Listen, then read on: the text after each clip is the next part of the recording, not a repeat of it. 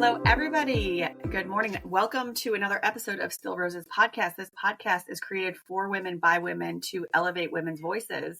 Another amazing guest today. I'm very excited to introduce Elizabeth Schellekens to all of you. Elizabeth is actually on a mission to remove the stigma around maternal mental health. She's the visionary founder of Elle's Corner and a passionate motherhood and mental health counselor. Her driving force is to ensure no mother has to face challenges of postpartum depression and postpartum anxiety alone. As Elizabeth has used her extensive academic background in psychology and her own harrowing experience with a difficult pregnancy and severe postpartum depression to create essential resources and tools to empower women during their transformative postpartum journey. Elizabeth, this is so important. I cannot say it enough. I think I've done at least 4 or 5 episodes on postpartum discussions. So welcome to the show. Yeah, I would love it if you share your story, where you started and what your story was, and then how you got inspired to use your story to help other people. Yeah, well, thank you so much for that wonderful introduction. I think it briefly touched upon it already a little bit. I'm Elizabeth. I'm the founder of Elle's Corner. And after I got pregnant, my pregnancy was really difficult. I spent 9 months in bed. And after my daughter was born, little wonderful bundle of joy. But unfortunately, I got a horrible postpartum depression very, very soon. And I spent months being really depressed and suicidal. And even though I had an amazing support system and I had access to healthcare, it was still really hard and I felt so alone. And that is why/how Elle's Corner was born. Before I got pregnant, I already was a counselor, I already had my own private practice.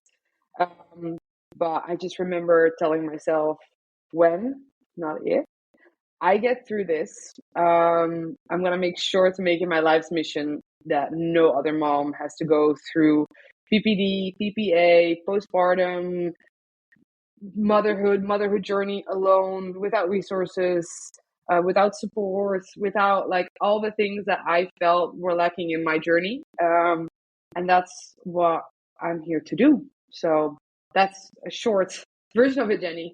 I think this is amazing. And you know how excited I am about these kinds of things, because using our own experience to help other women is like the cornerstone of the podcast. Like that's why we do all these episodes, is we want to hear everyone's stories. So for you, during that time after your daughter was born, did you know about postpartum depression before?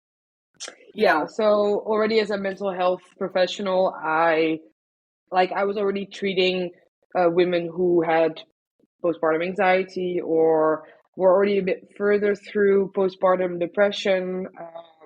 So intellectually, I knew all about it. I knew what to look out for. I knew all the signs. I knew the difference between the baby blues and actually postpartum depression. But let me tell you, when you actually are experiencing it and then think of it, it is a very different beast. You know, I actually had a note to myself because I wanted to say this to you. I remember before I got pregnant, before I had my kids, I was not prepared, like at all. I read books, quote unquote, and my husband already had 2 kids, and I used to like really just go to town on a soapbox and be like, well, this is the kind of mom I'm going to be, and this is what I'm going to do. And, I'm going to do all this, and I'm going to make all my own food. And I like had all these like really grand designs on on how I was going to manage things. And then when my son was born, I didn't have PPD when my son was born. I actually was able to bounce back fairly quickly after he was born. But what ended up happening was my twins I got pregnant with only 4 months after my son was born. Wow. And I think because of that, my hormones never really settled. Yeah. And so I never experienced PPD with him. But after my twins were born, I remember, prior to pregnancies and prior to everything else, I had anxiety, I had depression, I had issues when I was in my early 20s that I had to deal with. And so I already had a sense that there could be times in your life where your mind is not your own almost. And that's the best way that I could really think of it, is that it's almost like it's running, and then there's a part of you that's like, wait, this doesn't really sound like me. And so after my twins were born, I remember the initial feelings that I had was resentment. Yeah. Because not to them, but I used to get really mad when people would come to the house and be like freshly showered and makeuped and, just kind of like waltzing in and being like, oh, they're so cute, and kind of like playing with them for a few minutes and then leaving. And I was like, are you kidding me? Like, I'm like crusty and gross. And I stayed home when I stayed home with my twins for mat leave, I was out of work for about 4 months. My son stayed too. So I had all three of the kids at once, and my husband went to work every day. And were you resentful to your husband? I wasn't getting resentful. To go to work. Yeah. You know what? Yeah. That part I wasn't as resentful about, because I also, and this is like that mental load thing early on that I had, I also was really cognizant of his mental health and like him getting out of the house. And I absolutely prioritized, go ahead, go. Like, I'm suffering here, but you don't have to, just go. Wow. And I used to like, because he needed to get out of the house too. And it was a lot. And I recognized like, this is a lot. And to me in my head, I was like, I will handle this. I will take care of this. And I did. But to my own expense, basically, like to my own expense.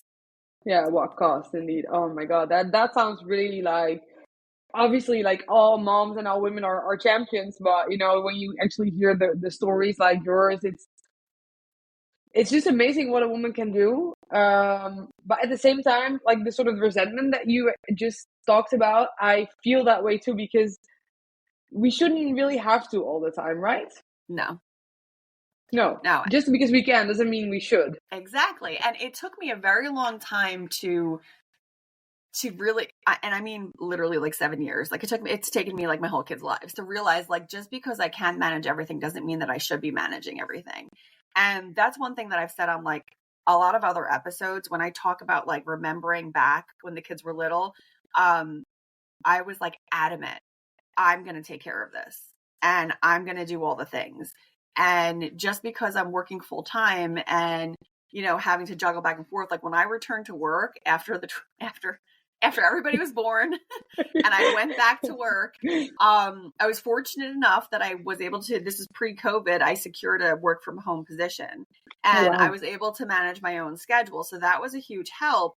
But on that same note, it was like a 24/7, like constant cycle of like, I would be awake at 5:00 in the morning. Sometimes I would have to work from like 5 to 6:30 to like get the ball rolling for my day. And then I would stop work from 6:30 to like 7:30 to get my kids over to daycare. And then I would go back on to work and I would work all the way through. Like literally, I wouldn't even leave my desk. I would just sit there and work until about 4:30, 5:00, make dinner, go and get the kids from daycare, get them home, feed them, bathe them. Like it was just, and then I would log back into work at like 9:00 because I also had the mentality of, well, yes, I have 3 young children, but I can still do all the things. I can still do all of this. And I went from starting in 2016, not so bad, but once I had all 3, it got really, really bad.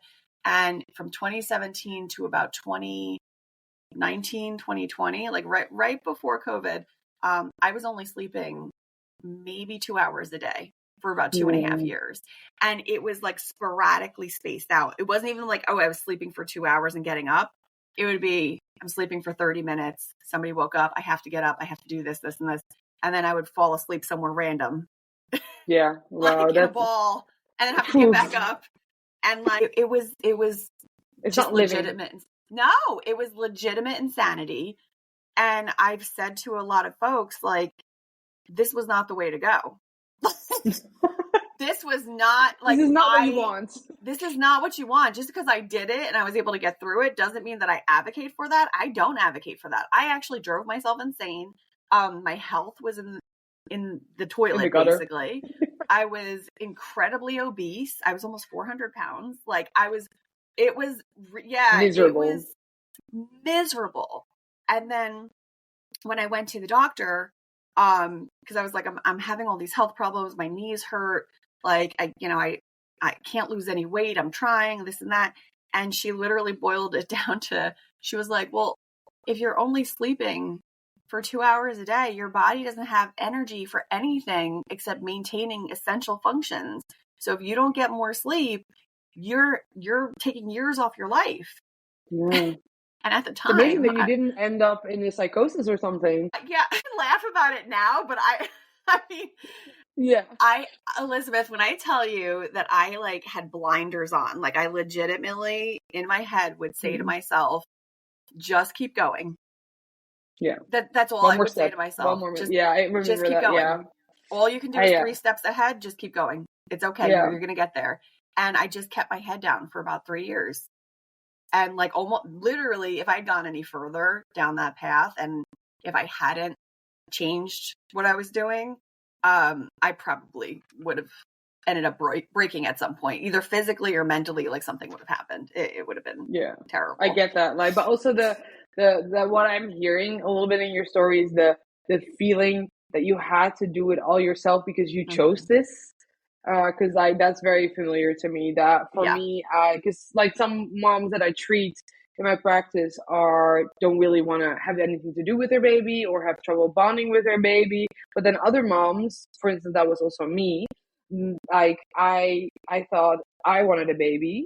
Yeah, I have to do everything myself. So I I was with her all the time for everything. I could not sleep. I was just so tightly wound. I couldn't even sleep because I wanted to be there for everything, and I held her so close, and like I couldn't even like be in the other room. I couldn't even go to the toilet without her. Like, and I mean, I always say for every mom and every family, you have to do what feels right for you. So if that is a style of parenting that feels good for you and doesn't exhaust you and gives you energy, then that works for you. Then, good for you. But if you're doing it because of some misguided feeling that you feel that you have to do it, then you're on the wrong path. Mm-hmm. Yeah, I was in that misguided bunch. And because at the time, both my parents lived very close by. Like my mother-in-law was amazing. She always was willing to help. She was always willing. She was like, I'll come and stay. Like I'll take care of them. Like I'll help you. And I was so damn determined to just do it all myself that even when people came to help and said, go lay down, like we're here, like we will just watch the kids, go take a nap. You couldn't. I couldn't do it. I'd be like, oh, you got the kids? Okay, I got to go grocery shopping. I got to do laundry. I got to do, and it would be like, oh, you have the kids? Let me do everything else and try to squeeze it into a 2-hour period. And it's like, why were you doing that to yourself, Jenny? Yeah. Like, but I couldn't let it go. And, I have heard from mom friends that like their anxiety was like through the roof, same way. Yeah. And they just couldn't let anyone else help. So during that time for you, when you were going through, like after you had your daughter, was it like similar in nature? Like you couldn't, you couldn't totally, self-help? So for me, that's the same, but also like I hear this so much from my clients in my practice, but for me, my parents, my husband were amazing. And my husband, like just immediately, like, that pink cloud, like, the in love with the baby, he had that. He was like, let's have another one 2 days in. And I was just thinking, what did I do? But, and so my parents, they were also really great with her. I remember one time it got pretty bad. So I just couldn't sleep. I hadn't slept in like a couple of days and I was just a zombie. And my doctor, my psychiatrist, she prescribed me sleep medication, right? So I took the sleep medication, but I was still breastfeeding, but there was enough pumped milk in the fridge and there was formula, there was everything. And so my mom was sleeping actually on the same floor as me and baby, and baby was sleeping in her own room. And I remember waking up through the sleeping medication, waking my mom up, because I was at a stage where I wasn't really seeing straight anymore. So like, even though I was going to feed her myself, I knew that I needed my mommy there, you know? So I woke up through the sleep medication. I went over to wake up my mom. And then like we both went to my baby's room and got my baby, and I latched her myself on my breast while I was like in the midst of this intense sleeping medication that was supposed to knock out an elephant, you know? And I was so tightly wound with anxiety and depression that was just my reality. That's just one example. But yeah, I like stories like yours and stories like mine. When I open up about them, almost every single person I talk to either says, I've had that too, or they say, I have someone in my direct vicinity, family circle that has gone through this. But still, we only talk about it that much. So, kind of crazy. Let's take a quick break. Are you interested in podcasting but not sure where to start? My name is Jenny Benitez, and I'm here to help guide you through your podcast launch and maintenance. Check out the link in the episode description for Podcasting Unboxed, your comprehensive startup guide. I am very excited to work with you. Well, that, you know what I think too, like, and you had said, you highlighted it you pulled it from my story, and you said you felt similarly. I think a lot of women, once they have the baby, are like, I made this decision to have a child. And well, okay, yes, sure. But like, somebody else had to be involved. Like there's no way you could have done it alone. Like somebody else was in the mix here. So it's just, it's almost like, and I don't know, I know that chemically, like after you have a child, and I think we had talked about this during our intro call, but after you have a child, like they have done studies on women's brains, and after you give birth, that there's an actual physical change that happens to your brain. And it's like a rewiring almost in some sorts, because now you're a mom and it's almost giving you that instinct to your kids. I actually used to say, and I still say this, like when my kids were younger, I remember the one time, like we were like about to go to sleep, or we were in our room watching a movie or something, and I popped up and I was like, oh, I think one of the kids has a fever. And my husband was like, why? How? What are you talking about? Like, he was like, don't go in there. You're going to disturb them. And I was like, no, I think so. I think someone's sick. And he was like, what the hell are you talking about? And I opened the door, and it's almost like I could smell it. And I was like, you don't smell that? And he was like, what are you talking? And it literally was like, are you insane? And I went in, and sure enough, one of the girls had a fever and needed care. And there was a lot of times where I would pop up and be like, the baby's awake. And he's like, what? I didn't hear anything. And then 3 seconds later, the baby would cry. And he was like, how did you? And so there's this innate thing that happens. But my point, because I kind of went off there, is that we physically go through a change after we give birth. Like our brains actually change. It's quantifiable. And a lot of issues that I've heard too is that women experience this grand change, but then their partners are not going through that same physical change. And that's actually where a lot of the problems will start between couples too, because now I've had this massive change in my life. And then you hear that like men are from Mars, women are from Venus. It's like every single woman that I have heard about this is like, it's like nothing changed for him. He's totally fine. He gets up, goes to work, goes to the gym, and continues on his life. Yeah. With no, like, you know, there's some sense, but at the same time, it's like there's almost no sense. And it's like, no, but he still is like. Yeah. But, you know, we're talking now about brain chemistry changing. And I do know that there's some things for men as well, but I think I don't really know conclusive, like, conclusions on that. But next to the brain changes, the physiology there, what about our hormones? So, you know, you have certain hormones that you make and that you make up and through giving birth. And then as soon as your baby comes out, they drop like, you know, like from a cliff.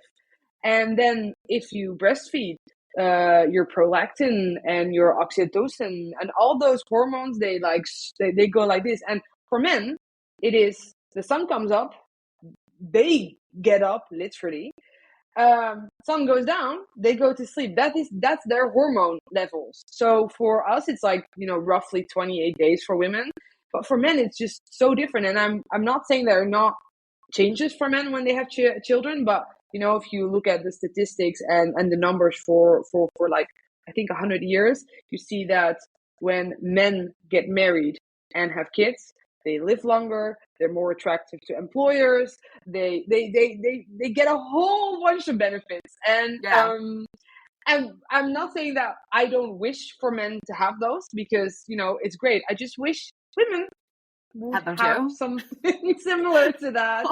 And yeah, I just think that also, so mental health and postpartum depression and postpartum anxiety isn't just like a singular conversation. It's not just one topic. It's an ecosystem that there's so many variables in there, that it's just not talked about enough. And nothing is being done. Like, that's not true either. I'm trying to do something. And I'm sure there's other people as well. But yeah, it's something we definitely need to be more aware of as a society. Yeah, and I'm with you on this. Like, men do go through some changes, like they do. I don't want, and I've actually said this before. Like, I'm a man lover, not a man basher. So, like, feminism aside, like, I just because I'm a feminist doesn't mean that I don't love my husband. Like, he's in there and he works very hard. So, yeah, it's definitely but it's just definitely that physical change that we go through that's different. And also, like what you just said too, this isn't discussed. And so, like, that's where you have these really horrifying cases where women lose their lives or their child loses their life because the mother, like, went through this terrible time, and the support system just isn't there. I remember when I went home with my son and, they released me from the hospital, I was like, that's it? Like, that's what am I supposed to do? And I just go back to living my life, but now I have this little tiny person. Like, you're not going to give me any guidance. Like, I have nothing. I have no way to know. I didn't even realize that I was doing his formula wrong in the beginning. It took me like a week to figure out that I was not preparing his formula properly. Like, it's these little things that you eventually learn, and people laugh it off. It's like, oh, it's like part of being a new mom. And it's like, but why though? Is it though? Yeah. Should it be? Like, should it be? Yeah, And, that's where, like, I have even said, now that I'm older and I plan to do this, as much as my kids will let me once they have kids, but, it takes a village. And I think that's why we've lost something along the way with, like, everyone being so separated and, like, physically distance wise, and, there not being like a united community helping young mothers, like, to navigate what's happening with themselves and their children and how to really handle things. And that support isn't there for everybody. Some people are really fortunate with it, but even with that support, postpartum depression still happens. And there is a lot of judgment and stigma around it, because I remember before I had kids, a friend of mine had said to me, she was the first of us to have kids, and she told me, she was like, yeah, I had to go on medication. I was like, what are you talking about? And she was like, I'm just getting really resentful, and, like, when she's crying and all that, and she's telling me all these feelings that she had. She was describing postpartum depression, but at the time I had no idea what she was talking about, and all I could think in my head was, what are you talking about? You've always and in my head I was like, oh, you're just being dramatic, you're full of crap, like, you've always wanted a baby, you're just looking for more attention now that you had the kid. And after I had my son, I was like, oh my God, if I was still friends with that girl, I would have called her and been like, oh my God, I'm so sorry. Like, like, there's this whole stigma around, like, oh, well, I wanted kids my whole life, and then after I had my 3 and I saw, like, how tough it was, I was like, oh my, like, yes. Oh my God. It doesn't mean you don't love your kids to death, it is just really difficult, and that's okay. But, like, both of those things can exist in the same place and time, and that is often forgotten.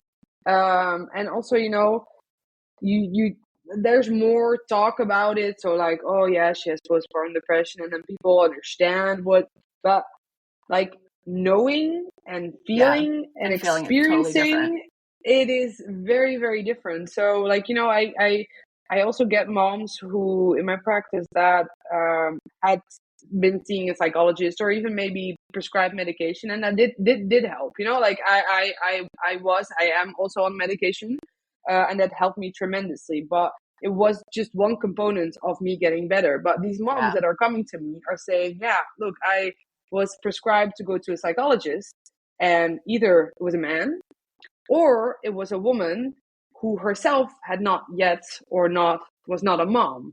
And I do believe that with, certain education, you can treat anything. But I really do believe as well that with this topic of postpartum depression, postpartum anxiety, if you seek help, you are more likely to accept help from someone who's also a mom. Yeah. Well, because there's that, and it's different. It's different. Yeah, I don't, there's no way to articulate it. It's just, unless you're going through it. Yeah, it just is. Yeah, when I was going through it after the twins, and I had it very lightly in comparison to a lot of the stories that I've heard. I remember having this moment of because felt like I was going down the hill into like a pit of despair, basically. And then I had the moment of, wait, no, this isn't you. This isn't you. And I started to recognize that it was an imbalance. And then I started to, because again, I need to do all the things. I was doing research on what supplements can I take? How can I make this better for myself? I don't have time to stop. So let me just continue to move forward and just maybe I can take some vitamins and be fine. I don't recommend any of these things to anybody because it was just the worst. It was, and it's sad because that part of my life where I put blinders on and was like, oh, I just need to get through this. Well, I lost those years with my kids. Yeah. You lost them and you're never getting them back. I'm never getting them back. Guilt. It brings guilt and it brings shame for a lot of women. And it is shitty. It's for me as well. I barely remember those first 6 months. I remember things, but for instance, I remember that I forgot what it felt like to be happy.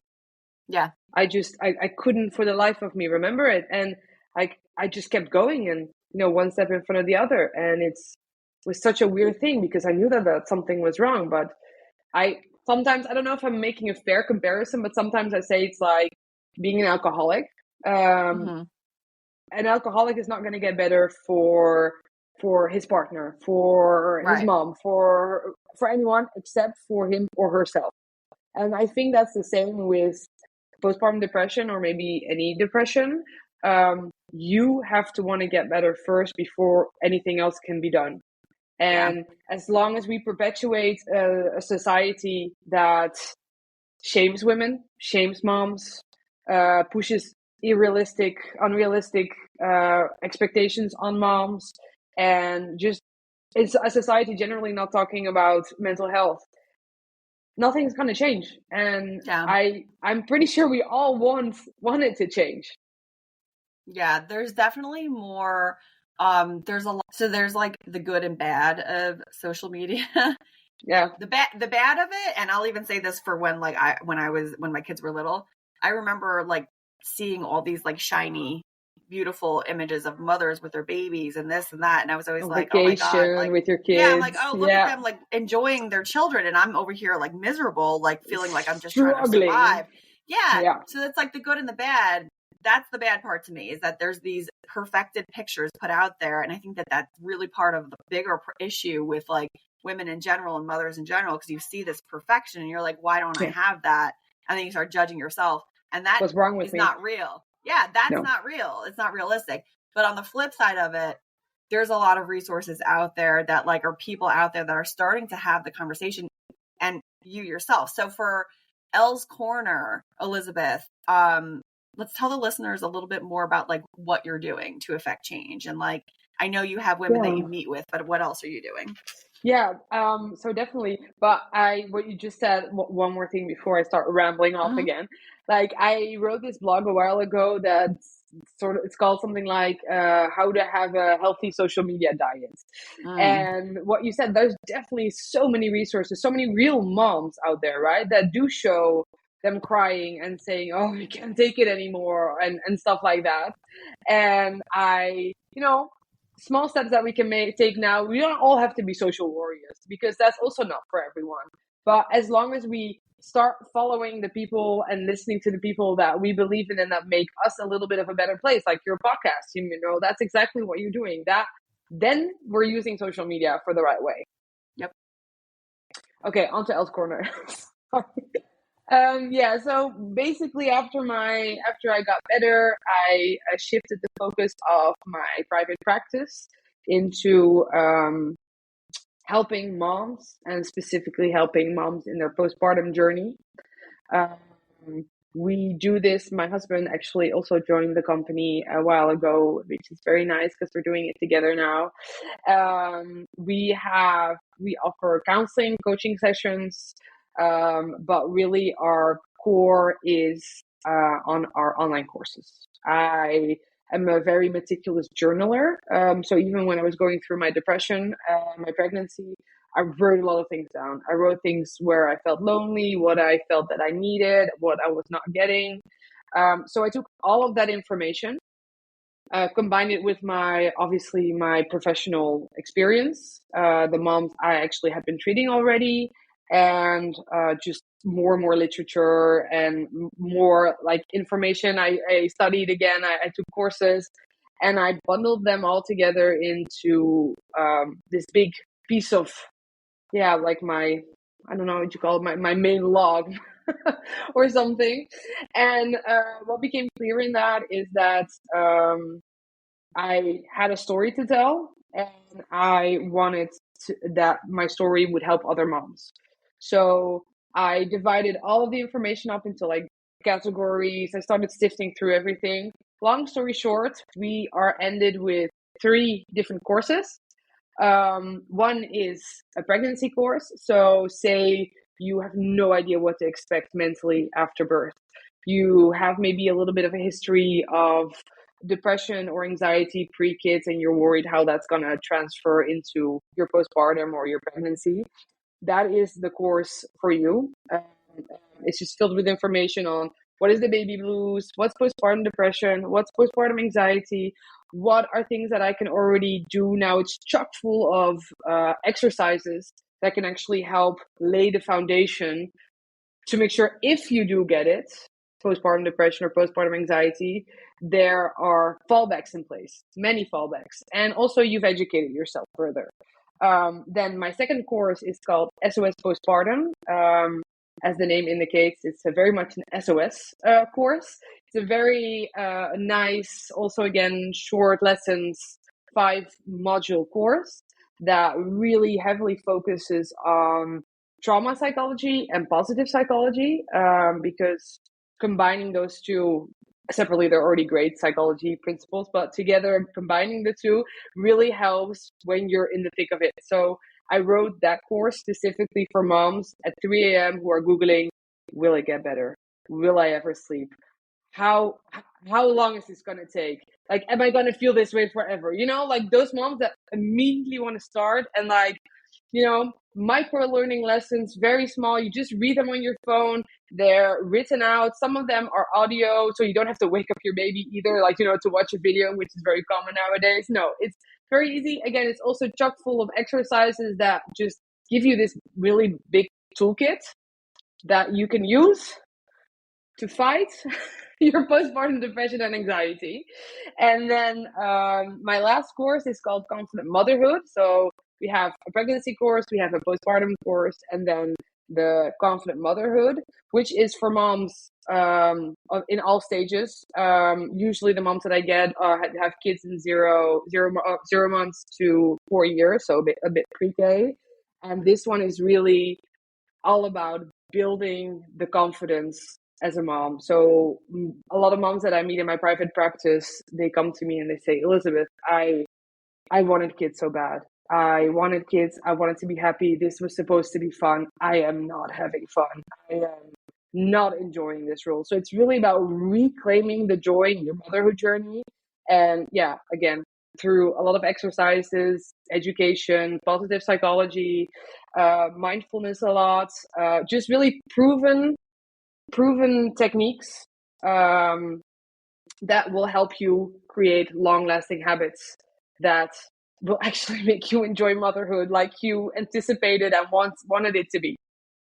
So that's in short. I'm sorry if that was long. I'm very passionate No, that about was it. perfect. And listeners, listen, we're gonna link everything in the episode description.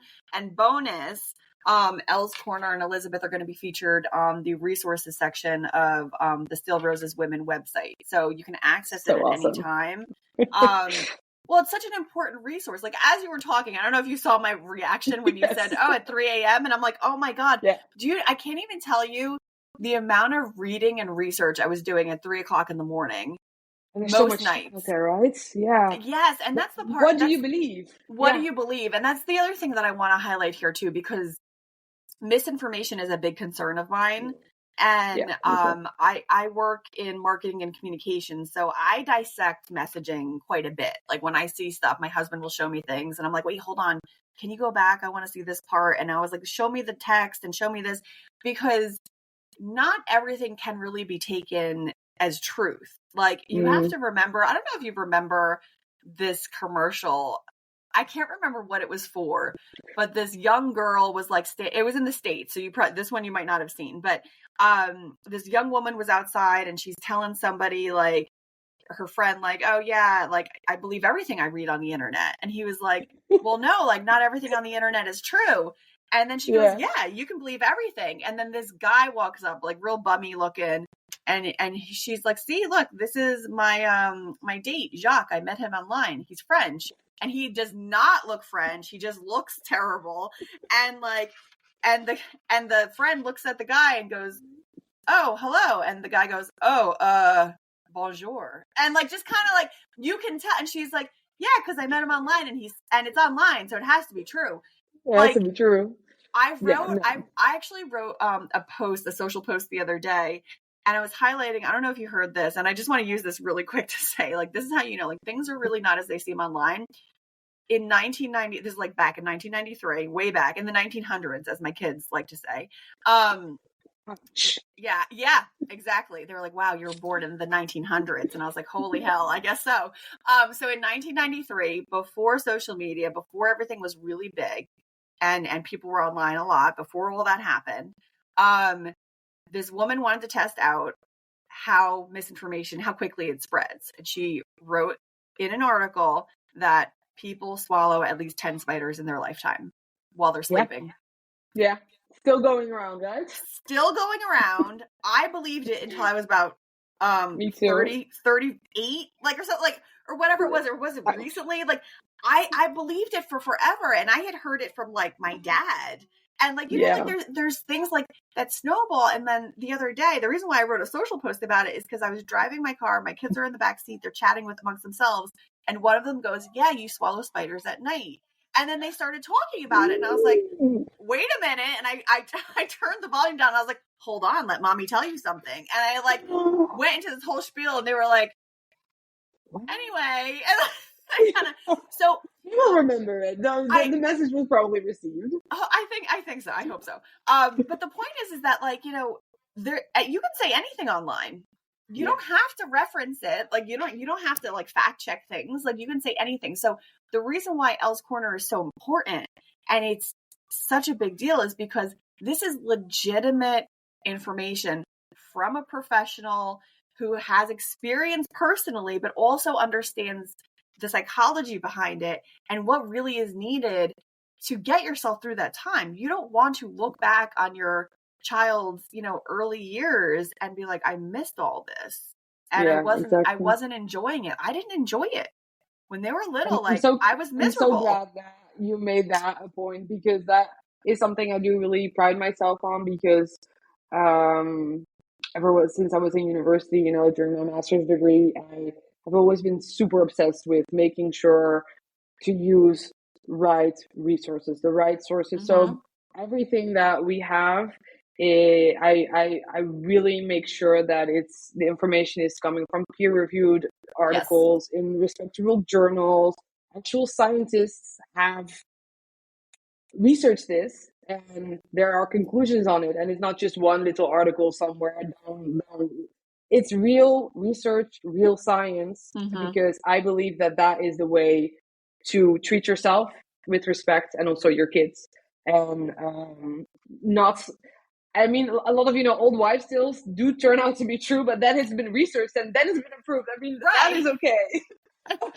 So I'm not saying I'm like super new age or anything, but like, yeah, it is very important to, especially this very vulnerable group, right? That they don't have to think about if the source that they're reading something from or learning something from is reliable, because it should be. That's so important. Yeah. Yeah. And I know that like, because of my background, I look for that. Like, so even like if you see my social posts, like if you look at the bottom, like you'll see references.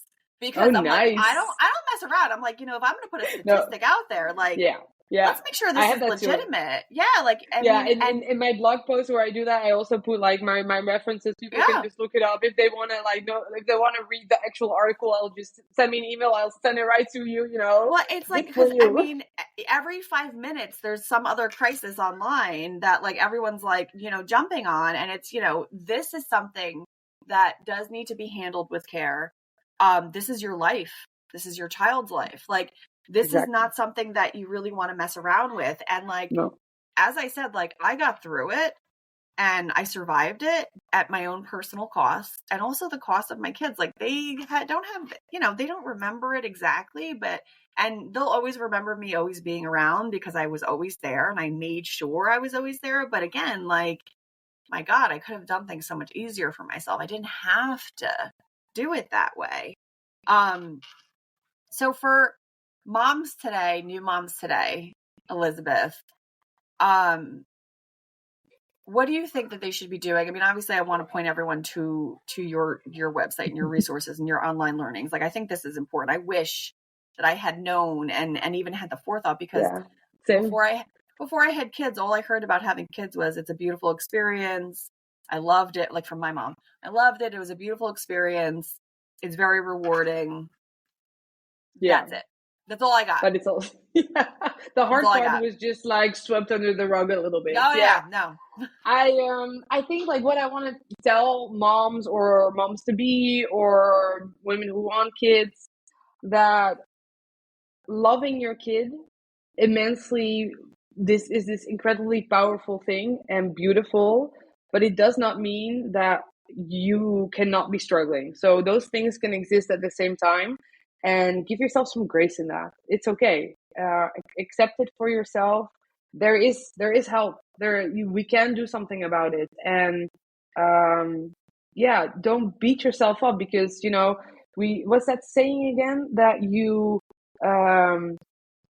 don't borrow trouble from tomorrow or something. Like, scary things will always happen, but like, we choose if we're worried about it. Like, obviously take that with a grain of salt, but don't beat yourself up too much. Like, I hear you say, like, I miss that part of my life. And I also said it, like, I missed the first 6 months of my daughter's life. But I know now I got better, and I know that there are resources, and I know that I'm an amazing mom now. And I was in the way that I could be back then. But those two things can exist at the same time, and that's okay.